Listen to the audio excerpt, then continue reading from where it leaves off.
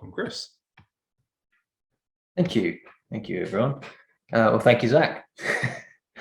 Good to be here. Yeah, so finding deep spiritual connection.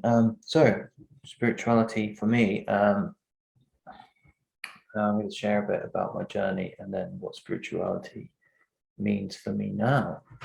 I grew up in a non-religious family without any spiritual teachings or any spiritual kind of philosophies or theologies, could I say. And I was an atheist, I would say, all through my teens, when I kind of found science, and I would laugh at religious people or potentially spiritual people and scoff at the idea of God.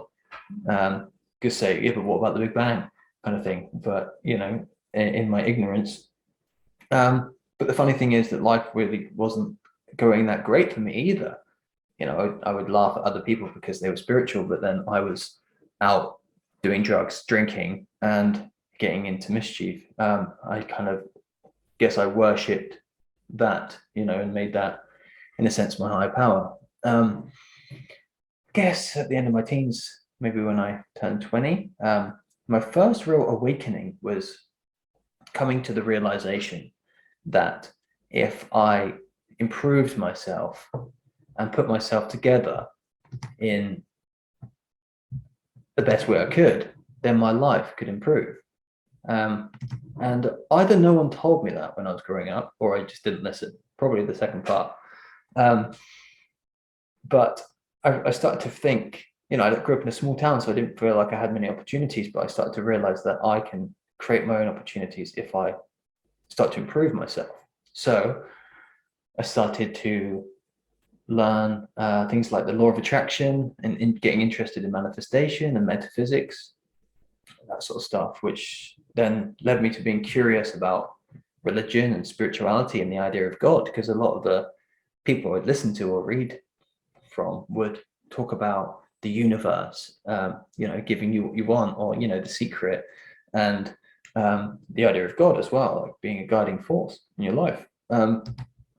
And so staying curious, I started to be more interested in learning about these different religions and things like that. The funny thing is that in school I did RE, which is religious education, and I hated it. I just hated it so much. And I think in the exam when I was 16, I just wrote, all I wrote was on the exam paper, God isn't real. And that was it. And I got a U for that. So that's funny. I can laugh about it now.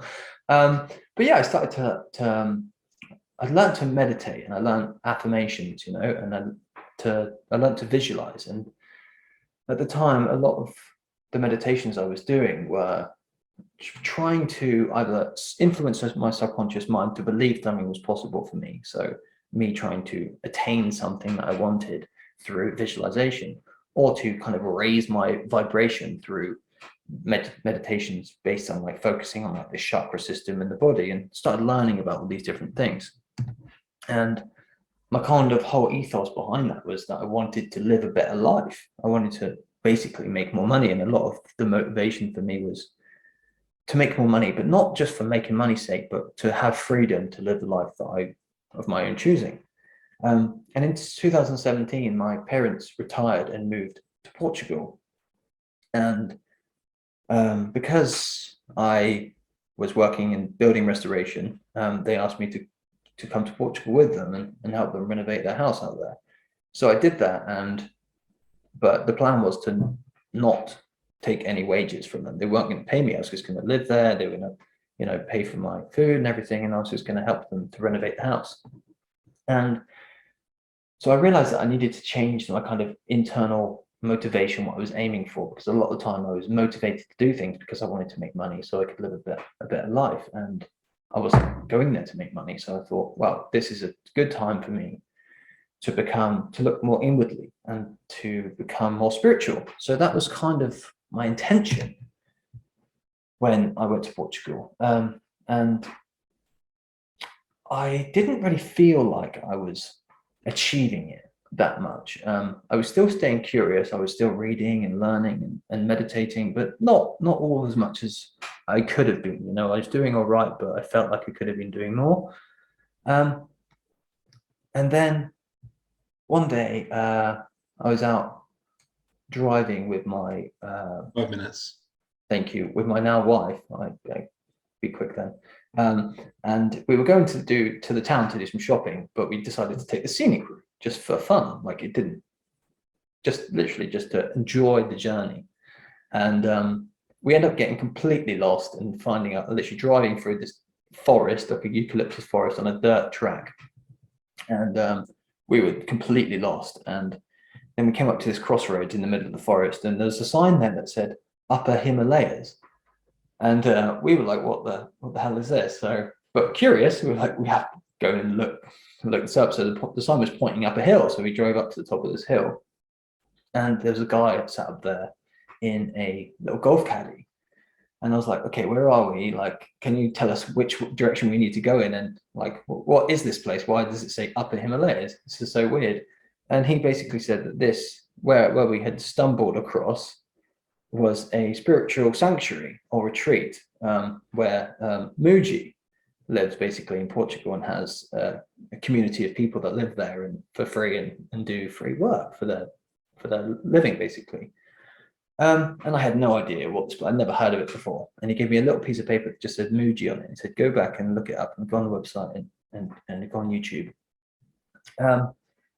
So after that, I did. I went back and found Muji on YouTube and started listening to his meditations. And that then led to one of the most profound and meaningful and spiritually enlightening experiences of my life, going through what was before always a meditation for a purpose, just to meditating to be at peace without any center of focus, just finding peace within myself and my awareness.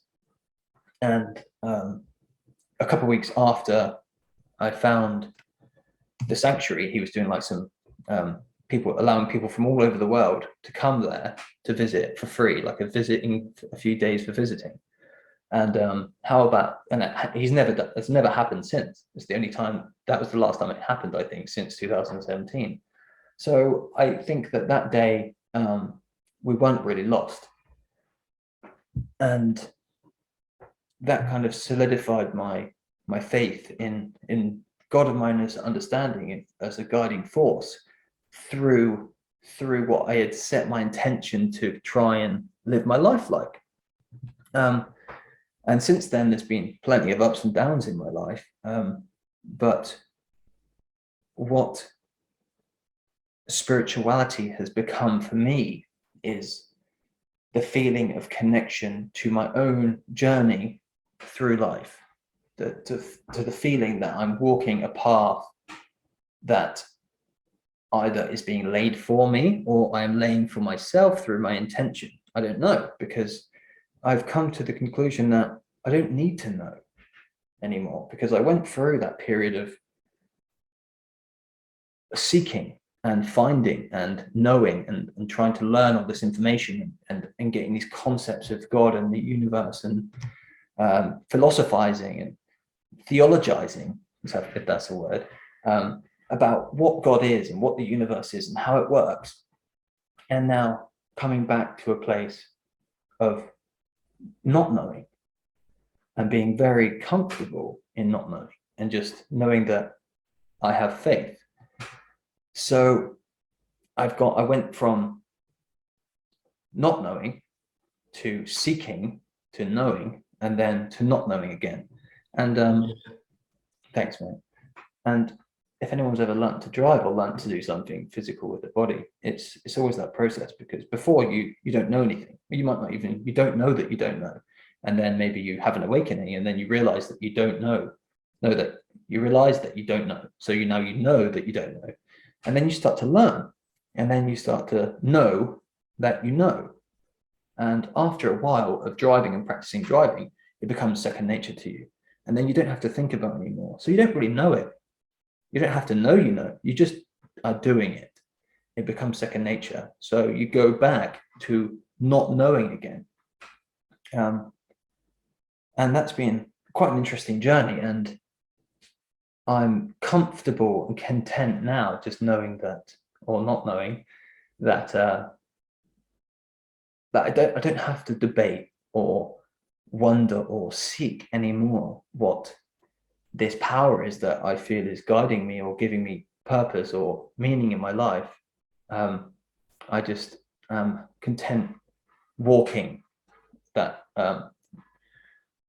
walking that my journey and feeling connected to my own path, and knowing that has helped me to become content in the highs and lows of life, because everything ebbs and flows. And being, like it said in the meditation just now, that you everything is just to be perceived. You don't have to put any kind of meaning on anything.